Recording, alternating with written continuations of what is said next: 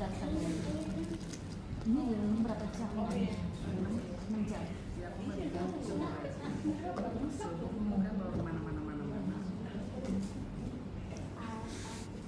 Penggemar datang. Ini dia yang paling kotor minuman itu cuma situ aja. من الشيطان اللعين الرجيم فأقم وجهك للدين حنيفا فطرة الله التي فطر الناس عليها لا تبديل لخلق الله ذلك الدين القيم ولكن أكثر الناس لا يعلمون صدق الله العلي العظيم. Ustaz tak nyari Ustaz. Iya. Saya nggak ngerti Ustaz. Suaranya nggak masuk. Nah, kurang dekat kali mic-nya tadi. Assalamualaikum ya Abdullah. Walal arwah allati halat bikina'i. Alaikum minna jami'an salamullahi abada. Ma baqina wa baqiya al-lail wan nahar. ولا جعل الله آخر العهد منا لزيارتكم. السلام على الحسين وعلى علي بن الحسين وعلى أولاد الحسين وعلى أصحاب الحسين ورحمة الله وبركاته. السلام عليكم ورحمة الله وبركاته. Waalaikumsalam warahmatullahi wabarakatuh. Alhamdulillah, segala puji bagi Allah Subhanahu wa taala yang sampai detik ini alhamdulillah kita masih diberikan nikmat dan kesehatan sehingga kita diperkenankan kembali untuk memasuki bulan agung dan mulia yaitu bulan Muharram, dan semoga kita senantiasa diberikan keberkahan, rahmat dan kasih sayangnya, terlebih terkhusus di bulan Muharram ini. Menyambung pembahasan dan kajian berkenaan dengan periode lalu, berkenaan dengan hujjah Allah Subhanahu wa taala, yaitu pembahasan tentang Al-Qur'anul Karim dan juga ada kaitan dan hubungannya dengan fitrah. Sore hari ini mari kita bersama-sama sedikit mencoba untuk berbicara sedikit berkenaan dengan anugerah Allah ini, yang mana Allah adalah zat yang maha suci dan menciptakan manusia ini dengan bermodalkan cahaya yang bersumber dari Dia, zat yang maha bercahaya. Kalau kita baca di dalam munajat dan doa yang senantiasa selalu kita baca di malam Jumat, yaitu doa Kumail, di situ salah satu frase disebutkan yaitu kamil qabihin, berapa banyak keburukan-keburukan, kejelekan-kejelekan, kemudian lanjut dibaca qad satarta, telah benar-benar ya Allah Engkau tutupi, Engkau hijabi, Engkau lindungi, sehingga sampai detik ini patut kiranya kita berterima kasih dan bertahmid, ucapkan alhamdulillah kepada Allah Subhanahu wa taala dengan segenap hijab yang diberikan kepada kita, sehingga keburukan-keburukan kita, baik keburukan yang kecil maupun besar, tidak dibuka dan dibongkar oleh Allah Subhanahu wa taala, tidak ditampilkan dan tidak dinampakkan oleh Allah Subhanahu wa taala di hadapan khalayak ramai. Dan kita merasa malu dikarenakan kita sangat mengenali keburukan dan kejahatan kita.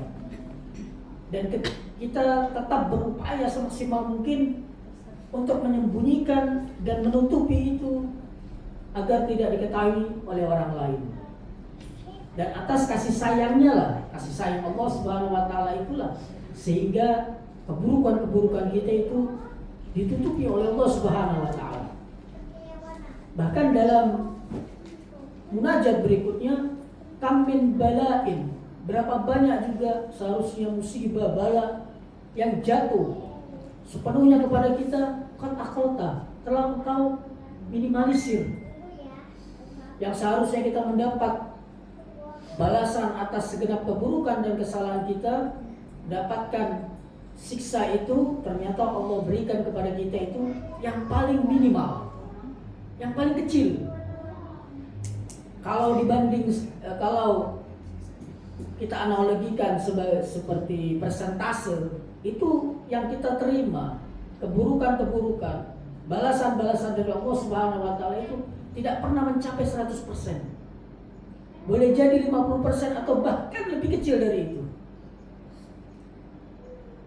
Sudah saking banyaknya kesalahan dan keburukan yang kita lakukan, tiba-tiba kalimat tercantum dalam doa komen pula, yaitu kam min thana'in jamilin lastu ahlan lahu nasyarta. Berapa banyak yang semestinya pujaan, pujian, sanjungan yang tidak semestinya diberikan kepada kita, namun kita mendapatkan itu. Dipuji oleh orang terdekat kita, dipuji oleh orang yang kenal dengan kita, dipuji oleh orang lain di sekeliling kita, bahkan dipuji oleh orang yang sama sekali tidak pernah bertemu dan mengenal kita, yang bila mana ia mengetahui hakikat dan sejatinya kita, bukan hanya mencaci maki kita, bahkan ia lari sejauh mungkin meninggalkan kita. Begitu banyak anugerah Allah Subhanahu wa taala yang diberikan kepada kita. Mungkin kita pernah berpikir itu semua datang mungkin dikarenakan pernah dahulu kala kita berbuat baik, menolong orang, mungkin bersedekah, membantu orang dan sebagainya. Mungkin di saat kita lakukan itu, kita memiliki niatan yang tulus, kita memiliki niatan yang ikhlas, sehingga perbuatan itu diterima oleh Allah Subhanahu wa taala, sehingga Allah memberikan balasannya kepada kita. Mungkin itu. Namun setelah kita pikir-pikir, itu juga sepertinya mustahil. Kenapa? Karena Allah lah zat yang maha baik dan seluruh kebaikan itu hanya bersumber daripada Allah Subhanahu wa taala.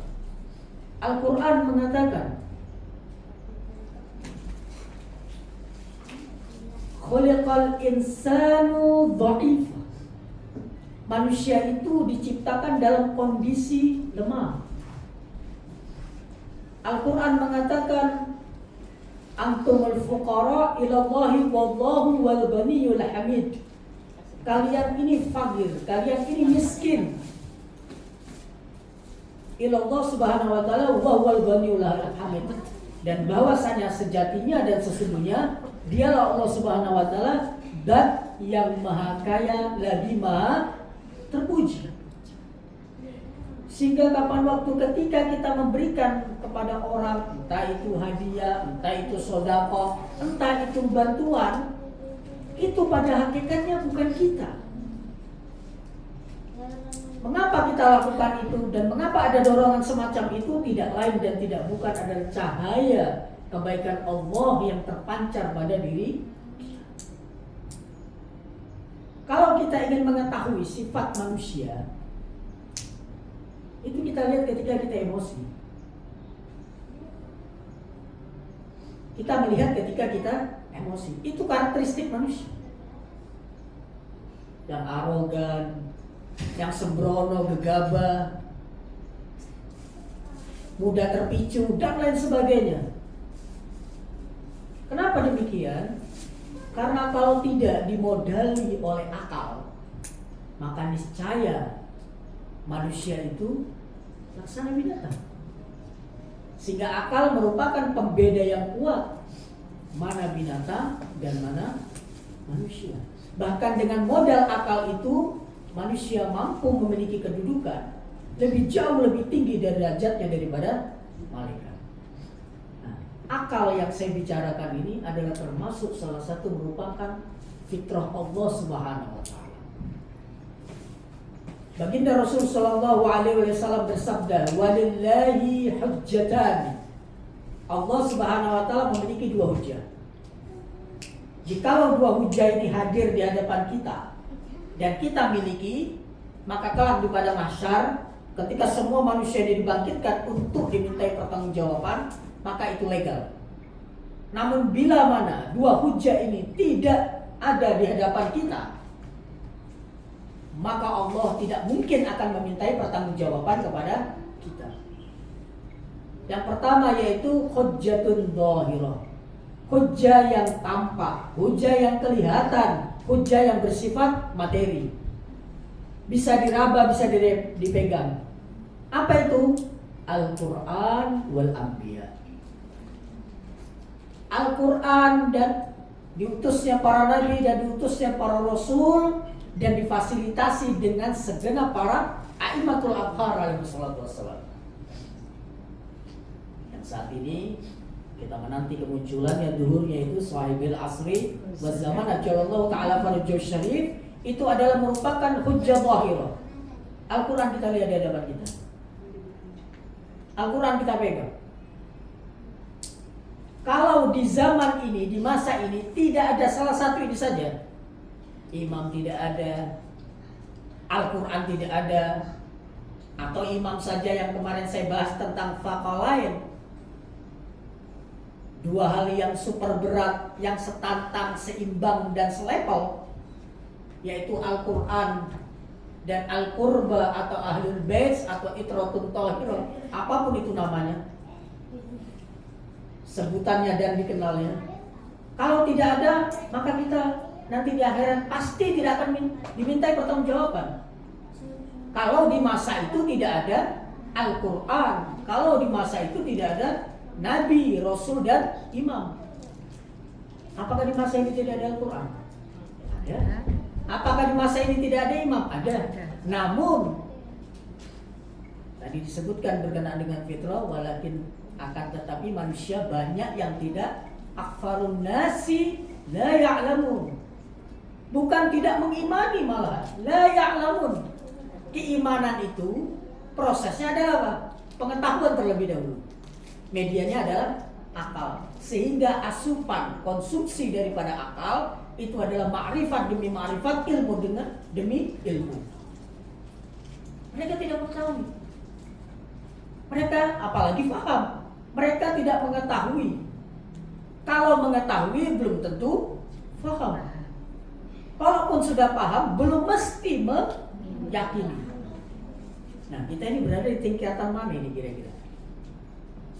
Kita berada di tingkatan yang paling pertama mungkin, yaitu hanya sebatas mengetahui, belum mencapai kepada pemahaman, apalagi sampai meyakini. Nanti saya akan buktikan kalau kita nggak yakin itu. Nanti saya akan buktikan. Nah, Al-Quran hadir di tengah-tengah kita mulai dari zaman Rasul SAW. Bagaimana orang-orang yang tidak mengetahui itu sehingga tidak memahami, sehingga mustahil mereka akan mengimani. Dan seperti orang yang di luar Islam, mereka hidup di zaman itu sampai zaman sekarang, namun mereka tidak mengimani, tidak memahami, bahkan tidak mengetahui anugerah Allah yang kita baru sebut dengan fitrah. Kita bayangkan lebih jauh dari itu, mereka apa? Tidak mengetahui imam. Mereka tidak memahami tentang posisi, kedudukan dan keberadaan imam. Ada yang tahu Imam Mahdi itu sudah ada. Ada yang tahu kan? Banyak kaum muslimin yang tahu. Kalau non muslim jangan ditanya, mereka memang tidak tahu. Makanya kalimat Al-Quran bukan berkenaan dengan ya'taqidun atau iktiman, yakin enggak, tetapi mengetahui. Itu kunci sumber pertama, sehingga ilmu adalah landasan pertama dan utama ketika orang tindak berperilaku berdasarkan keyakinannya. Mereka tidak mengetahui. Ada yang mengetahui, tahu tentang Imam Mahdi, tetapi tidak memahami. Sehingga itu nanti Imam Mahdi muncul, kalau ada Dajjal muncul, nanti Imam Mahdi muncul. Itu urusannya Imam Mahdi. Imam Mahdi punya urusan sendiri, tidak ada hubungannya dengan kita. Ini orang berarti apa? Hanya sebatas mengetahui tentang adanya Imam Mahdi. Ada yang mengetahui, bukan meyakini. Ada yang mengetahui, ada yang sudah lahir, ada yang mengetahui belum lahir. Sehingga di luar sana melahirkan dua pengetahuan. Enggak, kami meyakini Imam Mahdi itu bukan keyakinan. Bagaimana mau dikatakan keyakinan jikalau pengetahuannya salah, pemahamannya tidak benar? Itu bukan merupakan keyakinan. Tetapi apa? Pengetahuan yang salah. Nah, kira-kira kita ini berada di posisi mana? Yang jelas alhamdulillah kita sudah melalui etape dan tahapan pertama dan utama, yaitu apa? Mengetahui. Alhamdulillah. Masya Allah bagi kita, komunitas para pecinta Ahlul Bait sallallahu alaihi wasallam harus memiliki keyakinan apa? Kita memahami tentang Imam Mahdi. Hadirnya beliau memantau kita. Imam Mahdi lebih daripada CCTV 24 jam. Tatapannya lebih tajam. Pandangannya lebih kuat. Dan rekaman yang ditangkapnya tidak akan pernah hilang. Bahkan di balik itu, Sayyidul Asr wa Zaman Ajallallahu Ta'ala Farajul Syarif menjadi perisai yang otomatis bagi kita. Di saat kita ingin jatuh, dia tolong. Di saat kita ingin berjalan menuju kepada keburukan dan ketergelinciran, dia hindarkan itu semua. Subhanallah. Alhamdulillah, kita mudah-mudahan mencapai pada posisi memahami. Berkenaan dengan mengimani, ini kembali kepada personal masing-masing setiap para pecinta Ahlul Bait sallallahu alaihi wasallam. Sebelum saya lanjut, bisa dipahami, ternyata dalam komunitas Ahlul Bait alaihi wasallam beragam pemikiran, beragam pengetahuan, dan beragam pemahaman. Sehingga jangan heran, kok itu bisa begitu, kok itu begini, kok itu begini, begitu dan lain sebagainya. Kenapa? Pengetahuan akan melahirkan pemahaman yang berbeda, dan pemahaman berbeda akan menimbulkan keyakinan yang berbeda. Sedangkan sumber kita tetap satu. Sumber kita tetap satu. Al-Quran ada jelas. Lebih gamblang Al-Quran dalam pandangan Ahlul Bait. Para a'imah juga demikian. Jadi kita diberikan fitrah oleh Allah Subhanahu wa taala, dan itu merupakan cahaya, yaitu apa? Akal. Yang kita sebut dengan fitrah idrakiyah. Apa sih fitrah idrakiyah itu? Fitrah idrakiyah adalah merupakan dorongan internal, rasa ingin mengetahui, menyingkap segenap bentuk rahasia, akan menjadi penasaran kalau tidak tahu. Sehingga semakin besar getaran dan dorongan tuntutan fitrahnya, maka akan semakin besar rasa penasaran, akan semakin besar rasa ingin tahunya.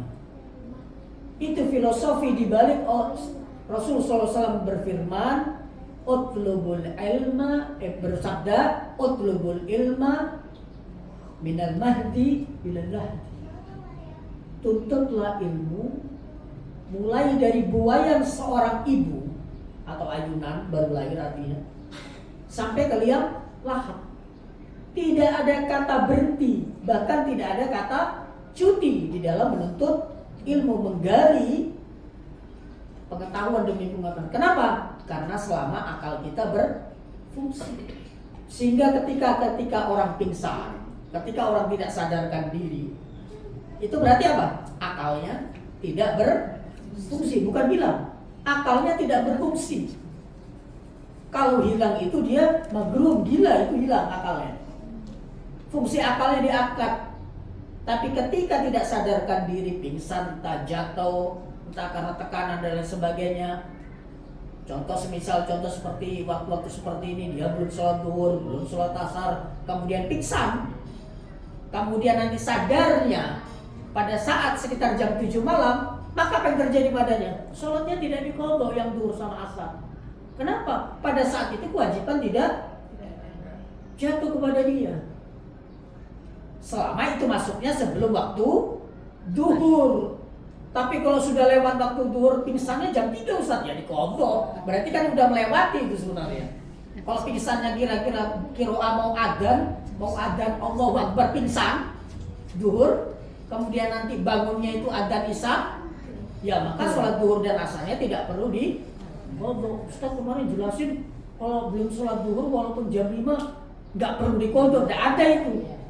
Kalau jam 5 itu sudah lewat waktu zuhur. Itu kita karena abai dan mengulur waktu. Sampai sejauh itu. Bahkan disebutkan apa? Rufi al-qalam. Diangkat itu catatan. Baik buruk dan lain sebagainya tidak terekam oleh malaikat raqib maupun itu yang pertama berkenaan dengan akal, dan ia adalah merupakan sir, rahasia dan nur Allah Subhanahu wa ta'ala. Nah, akal ini adalah cahaya, dan seluruh cahaya bersumber dari Allah Subhanahu wa ta'ala. Akal yang berkaitan dan akal yang berpaku dan akal yang berkiblat kepada para a'immah Ahlul Bait sallallahu alaihi wasallam, tentunya tingkat keluasan dan ketinggiannya tidak akan pernah mungkin bisa dicapai oleh akal-akal yang tidak berhaluan kepada Ahlul Bait sallallahu alaihi wasallam.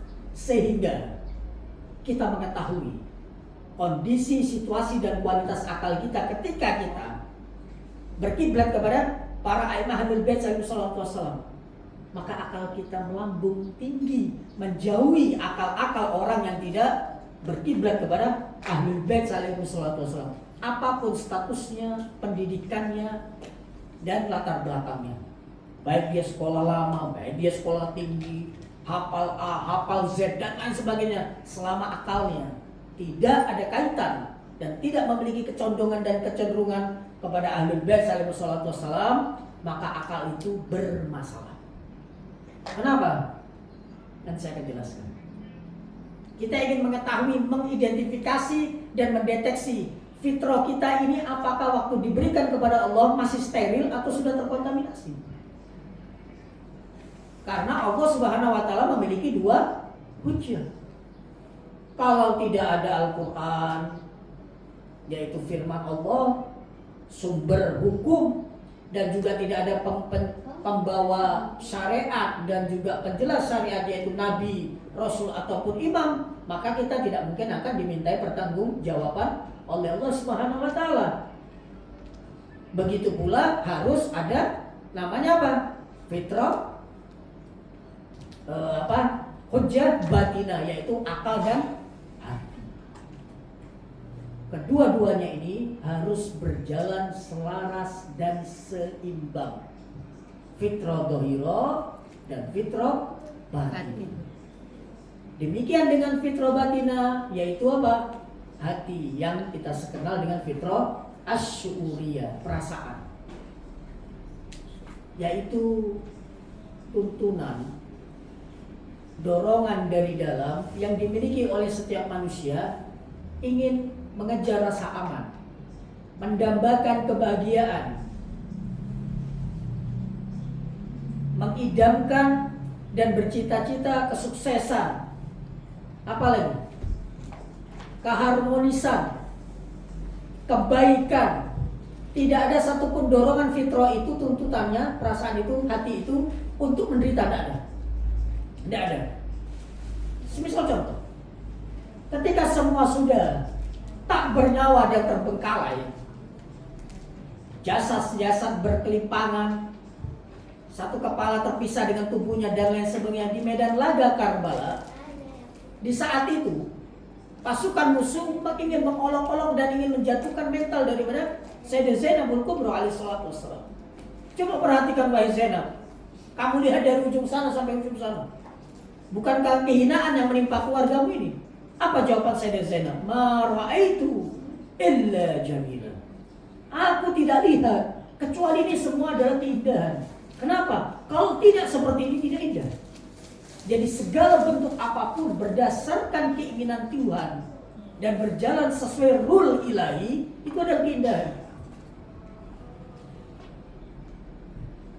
Kalau kita lihat orang insiden atau di bom atau kecelakaan fatal, itu jasadnya bagus atau tidak? Tak bagus.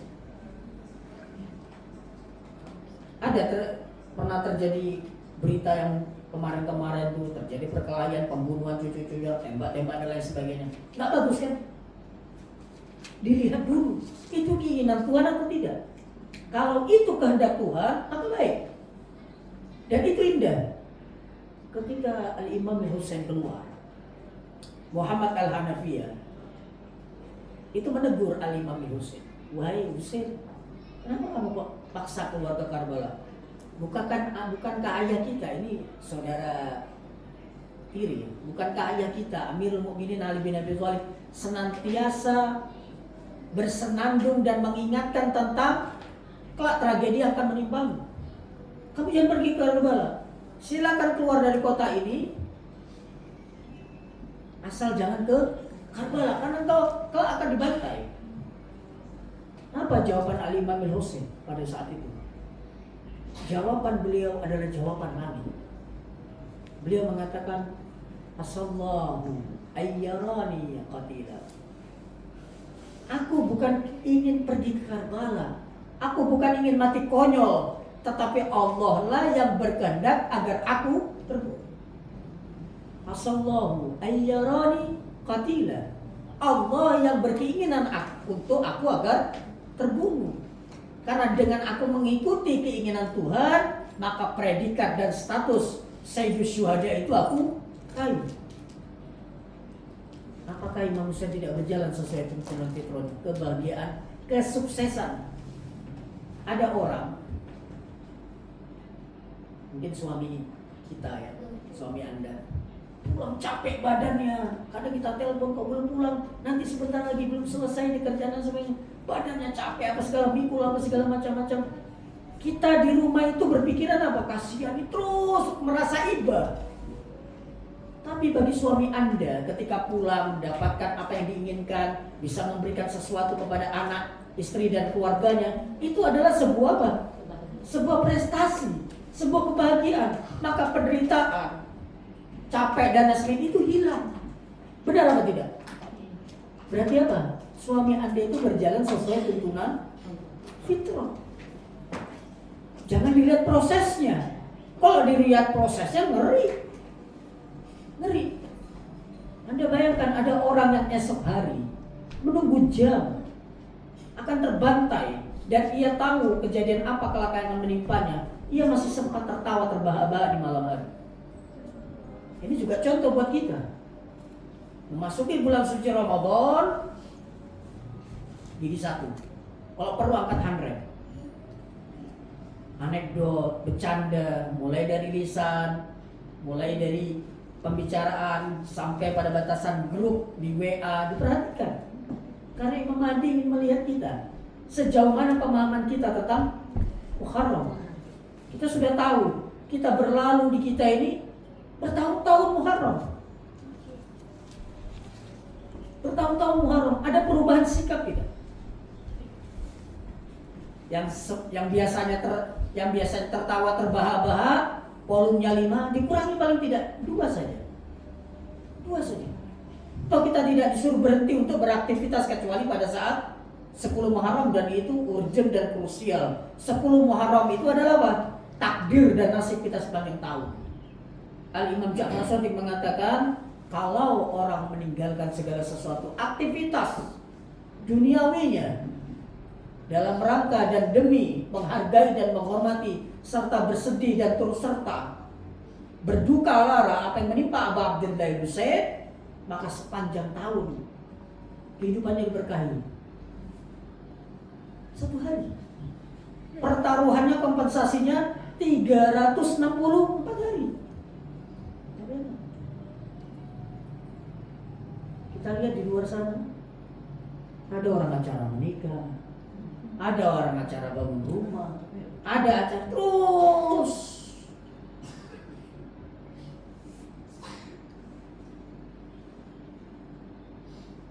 Sehingga apa yang bisa kita harapkan dari bangsa dan umat yang semacam ini? Dia menikah. Pernah dulu saya cerita tentang orang yang menikah di akhir bulan Dzulhijjah, yang tiba-tiba belum pernah mencicipi malam pertama istrinya meninggal. Luar biasa.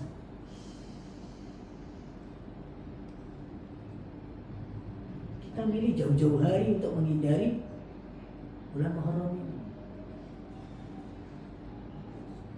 Itu kan orang-orang tua dulu bilang itu bulan Muharram itu bulan Safar itu sial. Sekarang sudah modern, macam-macam terus. Kenapa? Akalnya menerima, tapi hatinya, ini yang saya katakan, ketika akal dan hati tadi, fitrah tadi tidak berjalan selaras dan seimbang, akan terjadi ketimpangan dan kesalahan. Tidak harus seimbang.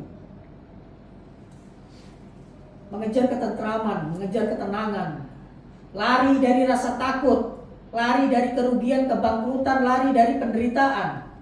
Ini tuntutan fitrah. Jadi kalau ada orang dipukuli di satu tempat lewat jalan itu, kemudian dia besok jalan situ lagi, berarti dia fitrahnya nggak jalan tuh.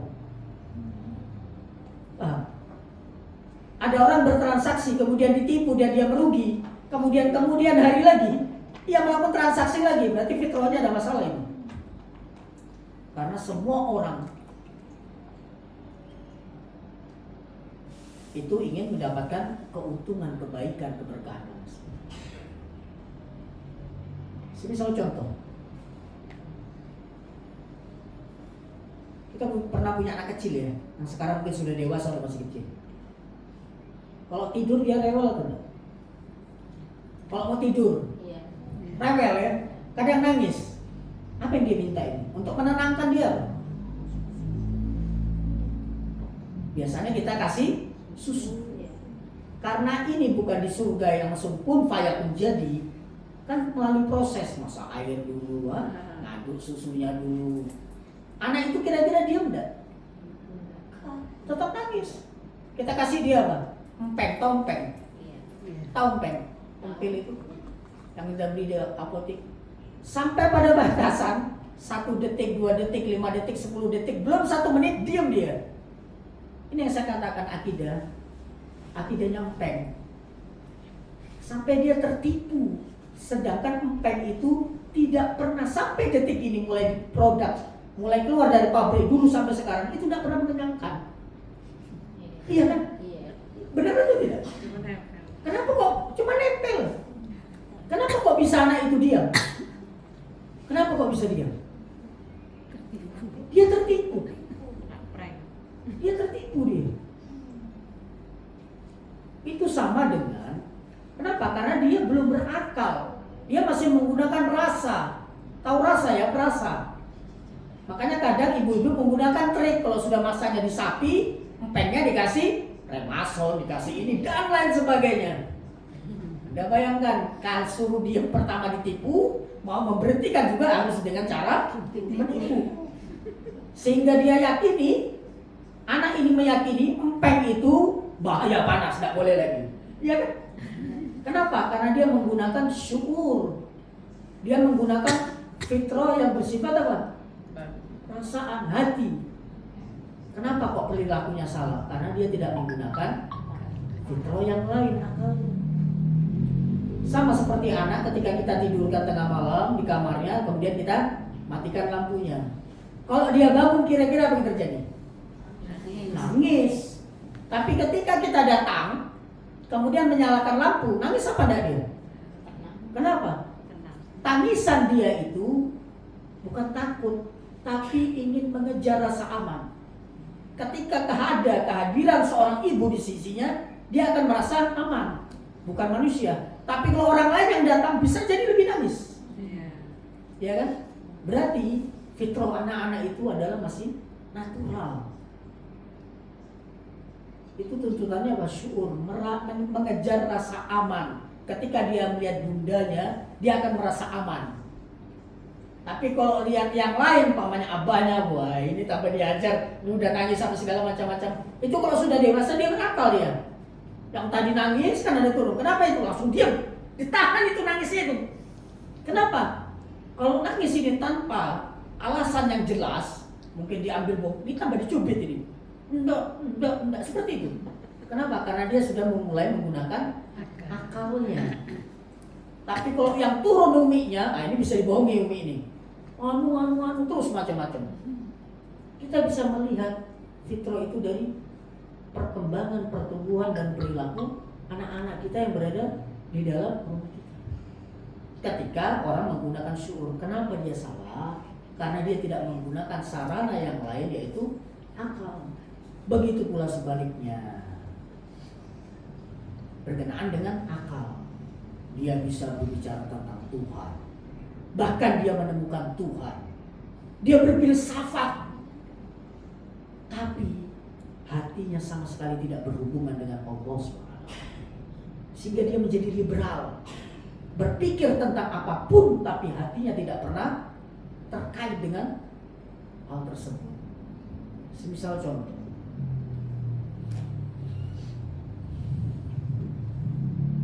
yang berdiri di atas mimbar itu, saya memiliki keyakinan tidak mungkin niatannya buruk. Pasti menebar kedamaian, ya kan? Menyebarkan agama yang sumbernya adalah dari Al-Quran dan As-Sunnah, hadis lah seperti itu. Yang di dalamnya itu tidak ada kekerasan, tidak ada intimidasi. Tapi kok tiba-tiba agak sedikit-sedikit bergeser. Tambah hari, tambah minggu, tambah bulan, tambah tahun, bukan sedikit bergeser, semuanya berubah. Caci maki, adu domba, fitnah dan lain sebagainya. Sehingga kalau tidak menggunakan dan kalau berada di atas mimbar dengan menggunakan atribut Islami, kalau tidak ada muatan itu, sepertinya itu bukan pengajian. Iya. Makanya coba kita lihat di seberang sana, yang jauh di sana. Kalau di dalam majelis itu, kalau banyak pesertanya, maka terkesan ada sebuah kewajiban harus melawat. Lebih banyak lagi pesertanya, setengah tidak ada materinya melawat. Tambah membludak pesertanya, 100% semuanya melawat. Kita bayangkan. Di sini kita mulai sedikit merasakan dan mencerna pergeseran fitrah itu tadi, sehingga kita bisa mengidentifikasi mana fitrah yang steril dan mana yang sudah terkontaminasi, bahkan terkena virus, bahkan beracun. Berbahaya. Ini sama seperti orang di Jawa Tengah sana, di apa itu kalau di tengah dikenal dengan Jawa Tengah, Pantai Selatan yang paling serem ya. Iya, Pantai Selatan paling serem itu ya. Paling serem. Coba lihat, Anda perhatikan di sana. Ada waktu-waktu mereka menggunakan apa? Menyodorkan sesajen. Apa sesajen itu tidak ada landasannya? Ada. Karena mereka ini pelaut yang harus berangkat ke laut menangkap ikan dan lain sebagainya, yang ditemukan dan bertemu dengan ketetapan Allah, hukum kausalitas sebab akibat, adanya badai, adanya ombak yang besar. Dan itu sangat menakutkan. Menakutkan. Apa yang terguncang? Fitrah, syukurnya, hatinya. Sampai pada batasan mereka menarik satu kesimpulan, di laut ini ada penunggunya, ada dewa-dewanya. Kalau ini kita hibur dewa ini, bilang, maka dewa ini akan senang, bisa berkompromi dengan kita. Makanya digunakanlah namanya sesajen, tari-tarian, wa na'udzubillah, sampai namanya apa? Sesembahan-sesembahan itu. Nah, ini terjadi, ritual ini itu sudah cukup lama, turun temurun, menjadi kebiasaan, menjadi thariqah, menjadi keyakinan, sampai pada batasan apa? Menjadi agama. Sehingga kalau tidak melakukan ritual itu sesajen dan sebagainya, maka apa? Nanti kena bencana, apalagi nanti tidak dapat ikan banyak dan lain-lain. Terus tiba-tiba antum datang gitu, Pak ini loh Islam yang benar. Mereka nggak akan terima, kenapa? Mereka tenang kok, tentram kok. Jadi kalau tujuan kita itu beragama, tahu beragama ya? Sama ketujuan kita ini, ketika ingin ikut ajaran Ahlul Bait, kalau ingin mencari kenyamanan, ketentraman, keenjoyan, itu salah. Kenapa?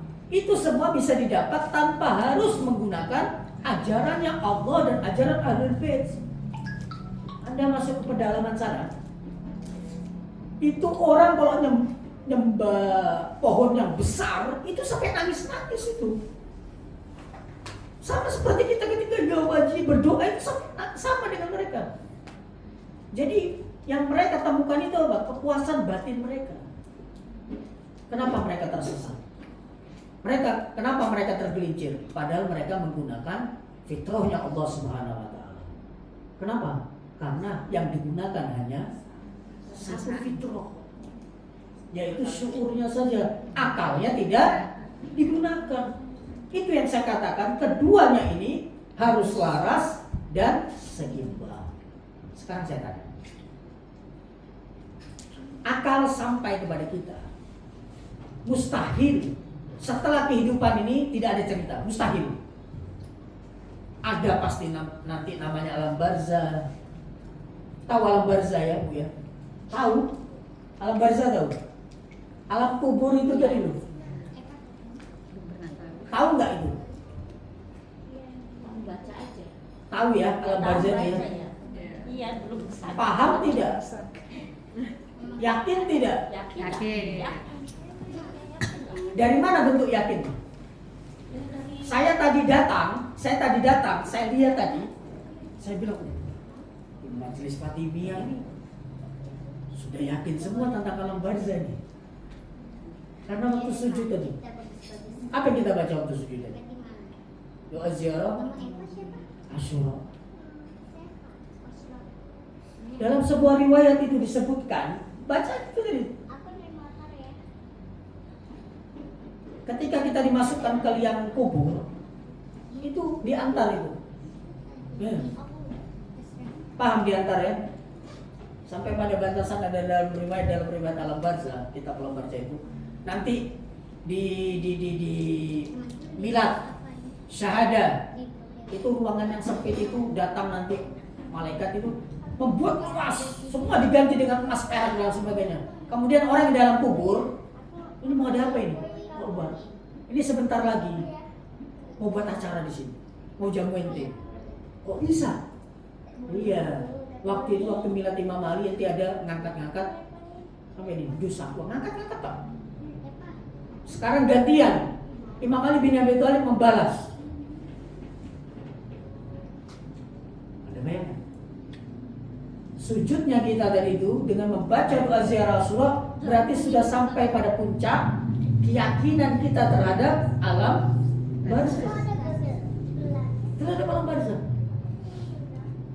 Kita yakin tidak dengan adanya sirat? Tahu sirat ya? Yang itu digambarkan lebih tipis dari lambut yang paling tipis, bahkan sampai 7 helai masih tipis itu. Dan bahkan lebih tajam dari pedang yang paling tajam yang ada di alam dunia. Yang di situ disebutkan tazullu fihil aqdam. Banyak kaki-kaki tergelincir. Kita pasti lewat situ enggak? Itu tidak harus nunggu di sana. Di sini ini kita berjalan di kehidupan kita itu sering tergelincir. Kadang didorong oleh hawa nafsu kita, kadang didorong oleh amarah kita, timpang ke kanan, timpang ke kiri. Saya pernah bahas neraka dunia dan neraka akhirat, surga dunia serta surga akhirat. Sudah pernah bahas? Belum ya? Belum. Oh, nanti ada surga dunia, ada surga akhirat, ada neraka dunia, ada neraka akhirat. Di dunia ini ada alat detektor. Kita nanti di akhirat itu di surga atau di neraka, kita tahunya di dunia. Kelamaan nunggu di sana. Jadi kalau kita tergelincir di sini, nggak perlu di sana.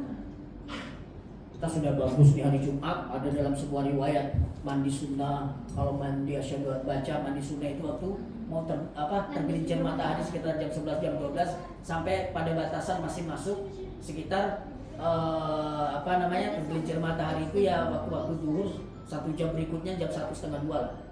Asyhadu an la ilaha illallah wahdahu la syarikalah wa asyhadu anna Muhammadan abduhu wa rasuluh. Allahumma shalli ala Muhammad wa ali Muhammad. Allahumma ja'alni minat tawabin wa ja'alni minal mutatahhirin. Mandi sunnahnya laki-laki perempuan. Tata caranya seperti mandi jenazah, tapi ketika mau sholat tetap dia harus berwudu karena mandi sunnah tidak pernah bisa mengangkat hadas kecil apalagi hadas besar. Apa yang terjadi janjinya? Itu dijauhkan dan dilindungi, dia maksum. Artinya maksum itu apa? Dihindarkan, dijauhkan dari dosa selama 1 minggu. Jumat ketemu Jumat. Nah itu.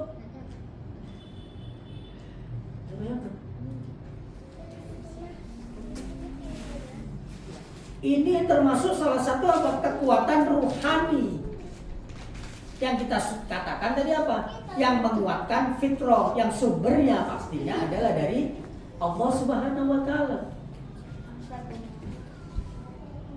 Kembali kepada akal dan hati. Oleh karena itu, ketika dua fitrah ini dijalankan selaras dan seimbang, maka tidak ada keburukan pun yang bisa kita temukan.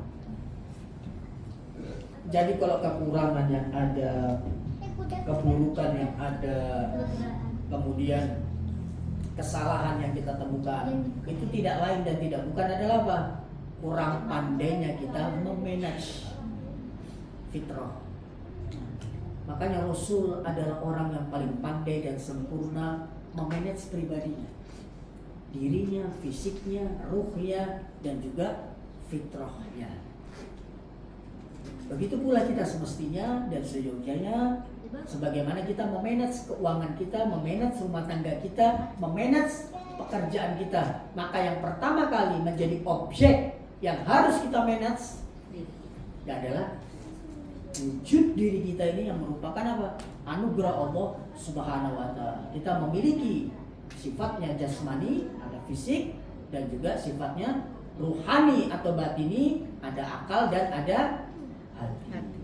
Semoga akal kita senantiasa tercerahkan dengan ma'arif dan ma'alim Ahlul Bait sallallahu alaihi wasallam, dan semoga hati-hati kita juga selalu apa? Tercerahkan dan terpancarkan cahaya dengan melalui munajat-munajat, termasuk salah satu menumbuh kembangkan fitrah yang telah dianugerahkan oleh Allah Subhanahu wa Ta'ala, mensterilkannya, menjauhkannya, dan menghilangkan virus-virus, penyakit-penyakit. Nah, ada penyakit-penyakitnya juga ini, Bu. Penyakit-penyakit dari ini termasuk salah satu adalah apa?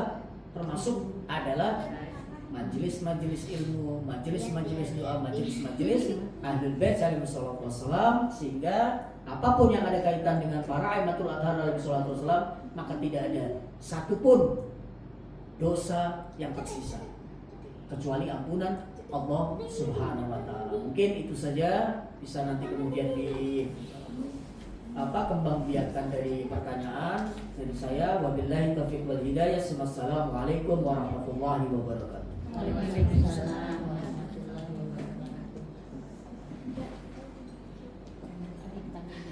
Tanya mungkin ya Ustaz. Ya, betul. Tadi saya kok Ustaz, ada perasaan sedikit tentang mandi.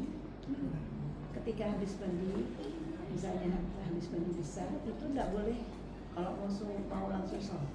Harus wudhu dulu. Boleh. Ya, Mandi sunnah tadi. Mandi sunnah iya. Jumat. Kalau mandi sunnah enggak. Tadi yang saya sebutkan adalah mandi sunnah Jumat. mandi sunnah hari Jumat. Tata caranya sama seperti mandi jenazah. Bagian kepala dan leher 3 kali, bagian belahan kanan 3 kali, bagian bukan 3 kali pokoknya sempurna, bagian sebelah kiri itu sempurna. Tidak ada aturan dari atas ke bawah. Itu kalau mandi besar. Yang penting terkena semua. Yang penting dia tertib. Itu bisa langsung untuk Sholat nggak boleh Boleh karena mandi Jumat. sunnah. Jadi gini, semisal contoh malam Lailatul Qadar ada 19,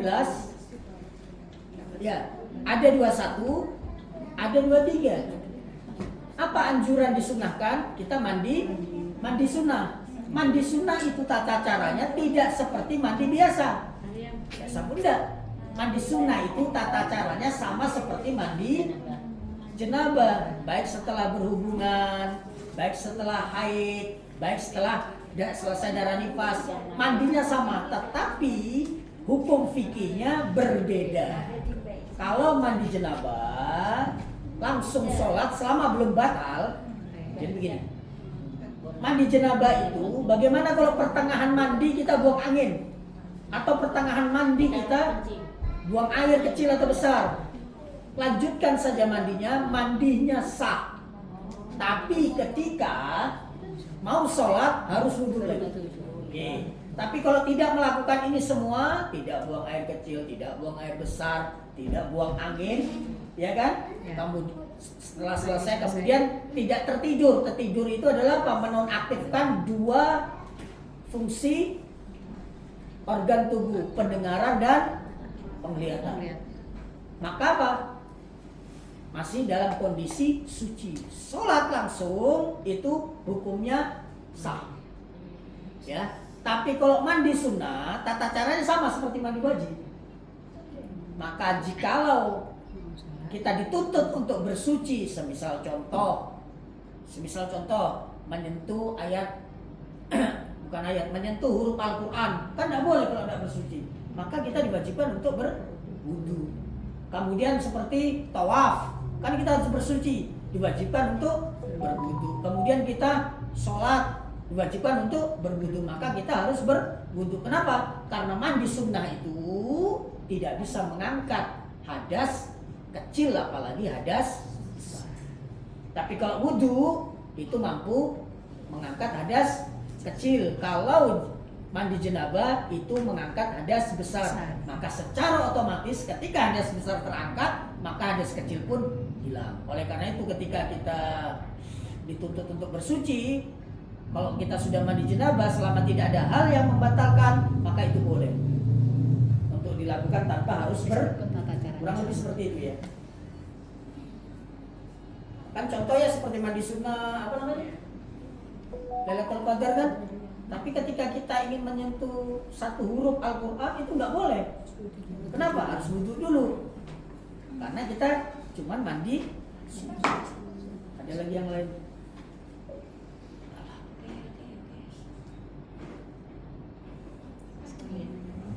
Ustadz, saya mau tanya seperti tadi kan kita setiap baca yang tadi sujud itu ya, sujud untuk ini pada ziarah, baca ziarah, sujud terakhir kan kita tidak hafal. Kalau saya, karena saya nggak hafal, saya kalau setiap melaksanakan itu turbahnya saya gini, tapi saya baca. Iya boleh, boleh. Boleh. Di posisi itu boleh, di luar sholat. Di luar sholat. Iya, di luar sholat kan. Kalau sholat maka dia harus sujud, tidak bergerak. Dan itu tergantung. Misal contoh, anggap ini turba ya. Oke. Itu kiblat. Meja. Jadi saya berhalangan ini. Berhalangan sholat dalam kondisi berdiri. Maka diupayakan duduk. Duduk. Ketika sujud, Allah ini. Atau tidak bisa pinggang, ya sudah begini. Kalau ternyata situasi kondisi tidak memungkinkan dan kita rebah, maka ada partner kita yang menempelkan. Dengan isyarat tahu kan, ketika ini mau sujud, maka ditempelkan. Silakan tonton video Imam Khomeini seperti ini. Ada kondisi-kondisi. Sampai pada batasan, ini luar biasanya sholat, sehingga tidak ada masa cuti. Sampai pada batasan, itu dengan isyarat kedipan mata. Kan ada tuh orang yang sakit, stroke dan sebagainya, kedipan mata. Seperti yang terjadi sekarang ini. Kemarin saya baru pulang dari Jawa Timur, dari Bangil terus ke Solo, mau rencana ke Bogor, tidak jadi. balik, saya langsung APT Pranoto langsung singgah ke AWS jengukin siapa Muhammad Fahrizal itu. Iya, sakit. Itu gak sadarkan diri, Iya. hilang kesadaran. Sampai sekarang masih di ICU, tapi alhamdulillah ya ada perubahan lah. Iya. Insya Allah mudah-mudahan, karena saya bimbing istrinya apa segala macam-macam untuk melakukan sholat hajat dan nadar dengan Sayyidah Zainab Al-Kubra alaihissalatu wassalam yang berkenaan dengan number 69 itu. Alhamdulillah tadi pagi istrinya ngasih kabar ada perubahan selang sudah ventilator. Alhamdulillah lah. Cuman masih tetap tingkat kesadarannya luar biasa. Padahal beberapa bulan sebelumnya ikut saya juga rombongan ziarah GAP juga. Luar biasa. Melihat situasi kondisinya sebelum itu anaknya yang kecil karena memang waktu melahirkan itu ada bawaan jantung, bocor jantung, meninggal di usia sekian, kemudian tidak berselang lama pulang dari ziarah apa segala itu pasar Sampulirang ya, itu semua terbakar termasuk punyanya dia. Nah ini terakhir kondisi seperti ini. Oleh karena itu kemarin ada sampaikan sama saya, ada ini Ustaz apa ibu-ibu siapa? Bu Susi ternyata. Enggak apa-apa saya bilang. Jadi saya bilang enggak enak karena enggak bisa nengok suami. Saya bilang kehadiran langkah kaki mereka itu mukminah, orang-orang berwilayah kepada Ali bin Abi Thalib itu terus terang saja itu memiliki kekuatan yang berbeda yang jauh. Kita tidak menafikan, kan tadi kita sudah berbicara zahira dan batinah. Kita tidak menafikan peran medis. Bahkan itu lebih vital. Kalau kita tidak merujuk kepada langkah medis, maka kita tidak terikat dengan hukum kausalitas. Kita ini di dunia. Puasa aja ada batasnya, Bu. Iya kan? Sekian jam harus berbuka. Nggak butuh itu. Pokoknya kembali kepada Al-Quran dan As-Sunnah. Itu karakter-karakter mereka. Kita nggak seperti yang begitu-begitu. Dokter. Apapun hasilnya tetap Allah Subhanahu wa Ta'ala. Tetapi coba ada sekarang di atas ranjang diam gitu. Bismillah baca ada amalan ini Ustaz. Bisa ganti pakaian sendiri. Langsung kayak pel-pelan gitu. Nggak bisa. Tetap berjalan berdiri. Menggunakan fasilitas kedua kaki Anda, menggunakan sandal yang dibeli di pasar yang kena debu segian, ya kan? Untuk menggunakan pakaian sendiri untuk menutupi aurat saja, itu kita masih berperantara dengan sandal yang harganya sekian, paling murah dan lain sebagainya. Apalagi urusan penyakit dalam dan lain sebagainya. Ya silakan medis. Dan itu merupakan dalam hukum ajaran Ahlul Bait. Apa yang menjadi ketetapan medis itu terikat dengan hukum fikih. Makanya saya kalau lagi kumat dan apnem, itu yang pertama kali saya, bukan perut saya, jantung dulu EKG. Oh masih aman, alhamdulillah. Karena kalau tidak, dan dokter memberikan vonis, maka bisa jadi yang biasanya merokok kemudian divonis tidak boleh merokok, maka setiap hisapan itu terhitung haram dalam hukum fikih. Jadi vonis dokter itu adalah hukum syar'i. Sampai sejauh itu. Anda bayangkan Imam Khomeini di rumah sakit. Berarti kita kalau sakit, Kenapa? menurut dokter, Iya. Harus menurut yang diperbolehkan kepada kita itu adalah mencari, kalau kita ragu, mencari dokter pembanding. Kecuali kita punya alatnya, tidak apa-apa pakai dokter. Pakai alatnya sendiri. Rantai putus saja ke bengkel. Siapa yang mau baikin rantai putus? Padahal alatnya kecil. Ini urusan bisa bangun, tidak bisa bangun, bisa bernapas, tidak bisa bernapas. Bukan berarti kehidupan, memang kehidupan itu yang ngatur Allah. Tapi kadang kita ini nggak mau diatur, mau ngatur sendiri, itu yang repot. Allah bilang kalau sakit berobat. Bukti kita disuruh berobat itu apa itu? Dalam Al-Quran disebutkan Shifa'un wa rahmah. Di Al-Quran itu ada obat.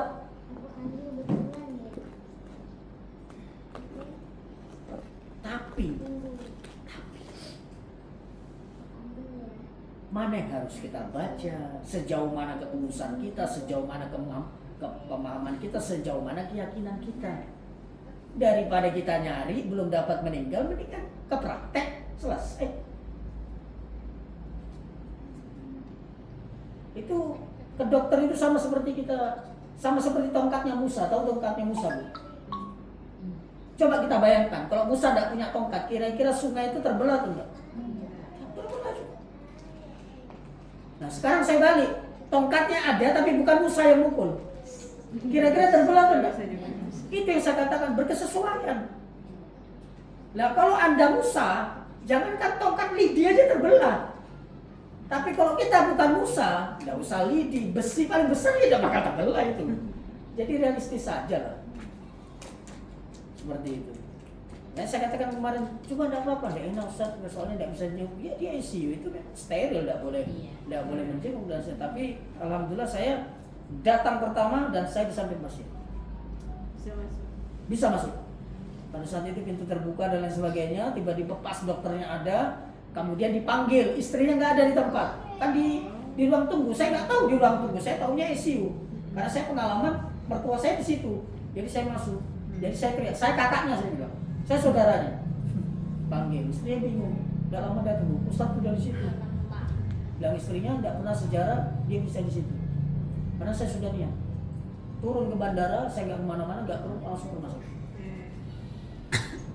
Jadi saya bilang nggak apa-apa sebenarnya, karena kalau biasanya memang begitu ibu-ibu Fatimiyah kalau ada dengar info dan lain, kadang mereka mencari info.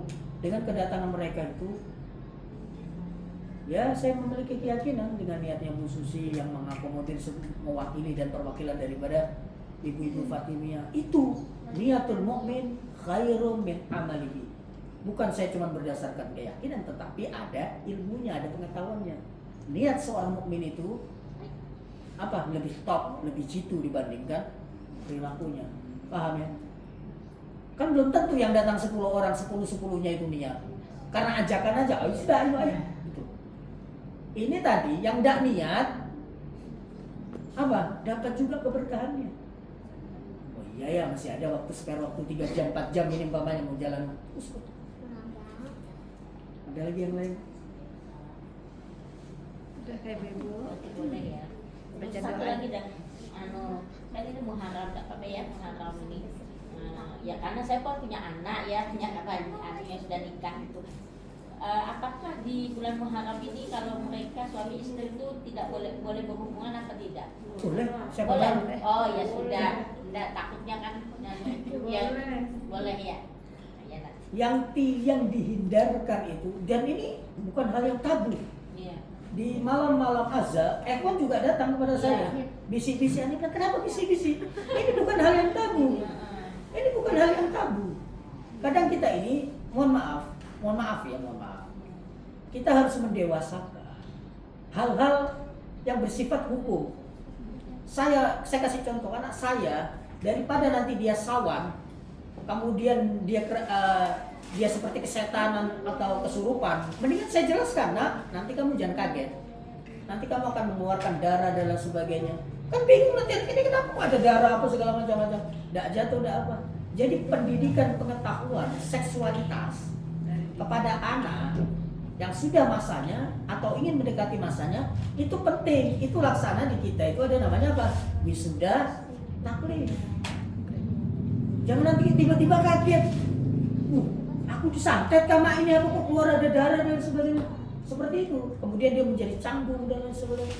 Itu makanya kenapa di dalam hukum Islam itu nanti di usia sudah mulai balik itu dipisahkan sampai pada batasan menggunakan tirai atau beda kamar dan sebagainya. Itu untuk menjaga privasi. Apalagi anak SMA, mentang-mentang bapaknya main buka pintu aja nggak bisa, karena dia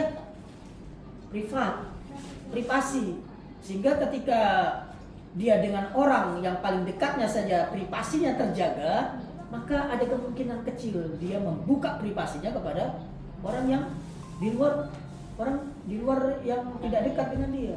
Jadi kalau masalah berhubungan boleh, cuman itu tadi 10 Muharram. Pernah ada yang bertanya kepada saya seperti itu, saya tanya balik. kok bisa-bisanya libido muncul di 10 Muharram tuh? Ini kan 10 Muharram belum datang, masih 4 hari. Enggak, kalau Ustaz jangan seandainya, jangan berandai-andai saya bilang. Hal sedemikian rupa kok diandai-andaikan.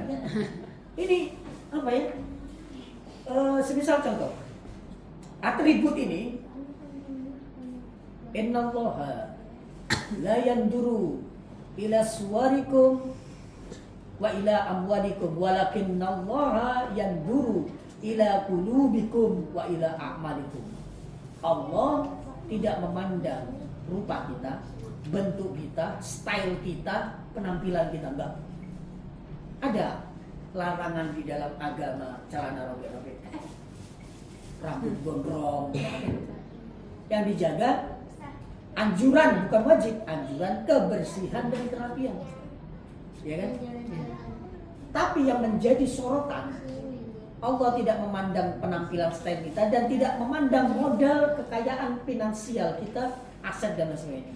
Walakinallah, namun akan tetapi yang menjadi sudut dan sorot pandangan Allah adalah hati kita. Qulubikum, hati. Wa a'malikum, amal. Amal itu adalah refleksi daripada pengetahuan yang berada di akal dan tertampung dan bersemayam terpatri di dalam hati. Kemudian ada orang yang selengean, ada orang yang minim ibadahnya kadang cepat-cepat, tapi ketika datang hari syahadah dia pandai menjaga sikap. Tahu pandai menjaga sikap ya? Dia pandai. Ibarat itu dia tahan emosi, ketawa-ketawanya itu nanti 10 Muharram ini hari pada jatuhnya, hari Minggu ya. Iya. Pas malam Senin baru dia ketawa. Itu apa ya? Itu lebih bagus dibandingkan yang atributnya bagus, pengetahuannya bagus, tetapi di hari-hari yang harusnya. Kenapa saya katakan demikian? Ini yang ngomong Sayyidina dengan kalimat mukaddimahnya itu di luar ekspektasi dan harapan kita. Begini kalimat beliau. Khuliqu syi'atuna min fadili dinatina. Ini luar biasa. Dan ini ucapan Sayyidina Ibu alam semesta. Syiah kami, siapa syiah kami? Ya kita. Khuliqu, tercipta, min fadili tina dari keutamaan tanah kami. Tanah dalam tanda kutip ya, bukan berarti ada tanahnya imam sisa kemudian tidak, dalam tanda kutip. Artinya kita ini adalah miniatur. Makanya bilang Al-Imam Ja'far Shadiq alaihi salatu wassalam, kunu zainan lana wa la takunu syaihan lana. Jadilah kalian lentera-lentera kecil. Jadilah kalian hiasan dan penghias bagi kami, dan jangan menjadi pencoreng bagi kami. Kenapa? Itu tidak layak. Karena kalian dari kami, maka kekotoran pencoreng itu tidak layak keluar dari kalian. Harusnya keluar dari orang lain. Nah, sikap itu penting dan perlu, dan itu menjadi apa? Parameter. Anda bayangkan Ja'far Shadiq satu hari, anggap 24 jam, kita tinggalkan semua. Ada orang, dan di situ ujian. Ada orang mau ketemu bisnis, deal, sekian dan sebagainya. Kita ada pertaruhan di situ. Dan saya terus terang membuktikan berpengalaman berkenaan dengan ini. Walaupun bukan kepada saya, tetapi kepada ikhwan-ikhwan yang berkonsultasi sama saya. Jangan. Dan sering saya, bukan saya ini sok-sok Anda. Sering saya katakan, coba nanti perhatikan. Yang hitam itu, apa yang terjadi? Karena pas ditangani jauh 2-3 bulan. Oh iya benar Ustaz. Dari mana Ustaz tahu? Saya tidak sebut. Karena saya lebih meyakini riwayat yang ada dari Imam Ja'far Shadiq dibandingkan analisa strategi daripada manusia. Yang belum tentu kadang apa? Fitrahnya tidak seimbang seperti itu. Yang penting dijaga adalah 10 malam. Nanti seperti malam 27, malam 7. Hari ke-7 adalah blokade, embargo. Sumber kehidupan, Sayyidina Abul Fadl Abbas. Makanya penting kita adanya kalender itu saya pikir kalender itu urgent sekali, urgent. Vital sevital-vitalnya kalender itu. Namun yang lebih vital dan penting lagi adalah apa? Penetapan validitas tentang jatuhnya tanggal itu. Itu lebih vital. Bergeser sehari, maju atau ke belakang itu berpengaruh. Misal contoh, hari Syahada, kita mau wisata, di mana korelasinya? Akal mengangkat. Kira-kira menurut akalmu, ini Syahadanya Sayyidah Zahra terus kampung ini gimana? Gak mungkin. Sama seperti ini tadi. Ketika kita lakukan dan melanggar itu berarti kita tidak yakin. Berarti tidak yakin. Ada error dengan fitrah kita. Coba sekarang kita tanya, Anda yakin tidak dengan adanya neraka? Yakin tidak dengan adanya siksa? Yakin tidak dengan adanya timbangan hisab dan lain sebagainya macam-macam? Yakin. Fakta real di kehidupan ini hari-hari dipenuhi dengan dusta, dengan bohong, dengan menipu, dengan berdosa dan sebagainya. Makanya ketika kita membaca sholawat dengan nyaring, senantiasa membaca sholawat, itu didorong satu keyakinan dengan acap kali dan sering membaca sholawat, maka secara spontan gugurnya, lunturnya dan hilangnya serta lenyapnya dosa-dosa. Itu bentuk pengakuan kesadaran fitrah kita ini banyak dosa. Sama seperti tadi sujud. Sujud itu tadi berlaku di saat kita diantar ke berfungsi di alam kubur. Berapa kali kita sujud itu? Setiap membaca doa ziarah Asyura. Gimana ini Ustaz? Kita belum wafat, maka itu berlaku kepada siapa? Kepada orang tua kita, kepada orang yang dekat dengan kita, kepada orang yang berkontribusi kepada kita, kepada orang yang menolong kita. Seluas itu. Kenapa kalau kita pertanyakan kenapa kok sepertinya Bu ya, pecinta Ahlul Bait ini memiliki segala-galanya dan memegang segala-galanya. Why? Kenapa? Karena kita melewati dan menembus kebiasaan-kebiasaan yang ada pada mereka, dan kita mencapai satu status pemahaman tentang Al-Quran, tentang Ahlul Bait, tentang fitrah, akal dan hati ini, sehingga datang duka kepada kita. Bilang Sayyidah Zahra, khuliqu syi'atuna min fadiliti natina, identitasnya, cirinya, syaratnya cuma 2. Yafrahuna li farhina wa yazanuna li husnina. Ciri khas, identitas, tasayyu atau syiah itu cuma 2. Cuma 2. Kalau sholatnya lurus, itu ritual. Itu bukan identitas. Itu bukan ciri. Buktinya Maliki sholatnya lurus. Ya, sholatnya. Syiah Zaidiyah, Syiah Ismailiyah, Syiah yang munharif itu, yang menyeleweng dan yang laris, yang tidak sesuai dengan 14 maksumin ini, itu tidak diakui oleh Amirul Mukminin Ali bin Abi Thalib. Syiah sempalan. Karakteristiknya cuma 2. Yafrahuna li farahina wa yahzanuna li husnina.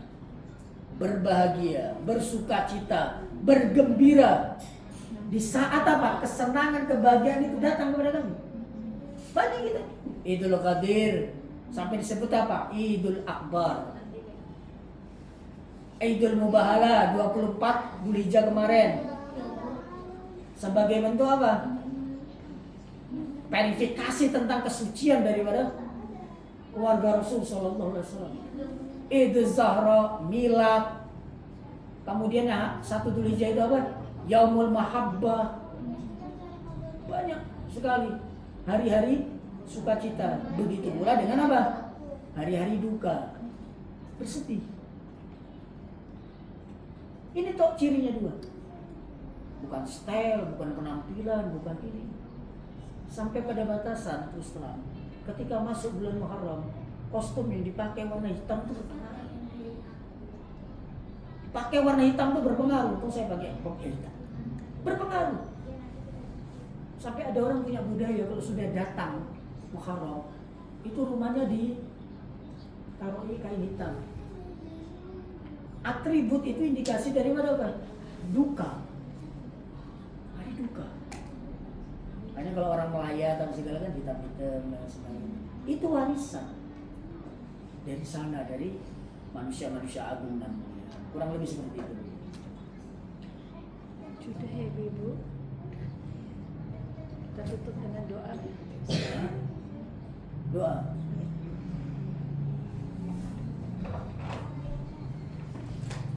Mudah-mudahan bulan Muharram ini kita jadikan latihan lah untuk mengasah, memberikan asupan-asupan konsumsi fitrah kita. Karena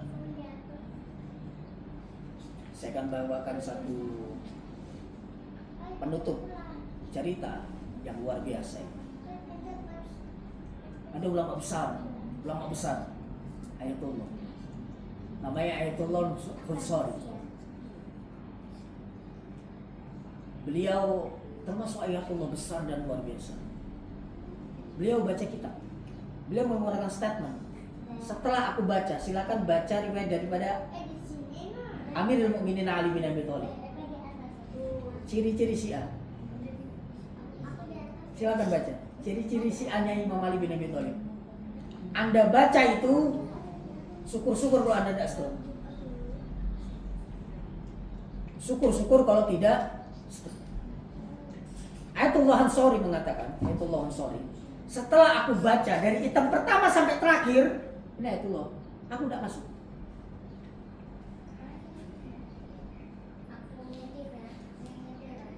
Yang pipinya ada gulatannya karena seringnya nangis, yang punggungnya bungkuk karena lamanya ruku, yang perutnya tipis karena seringnya berpuasa terus, yang ini kakinya kapalan karena seringnya sujud terus.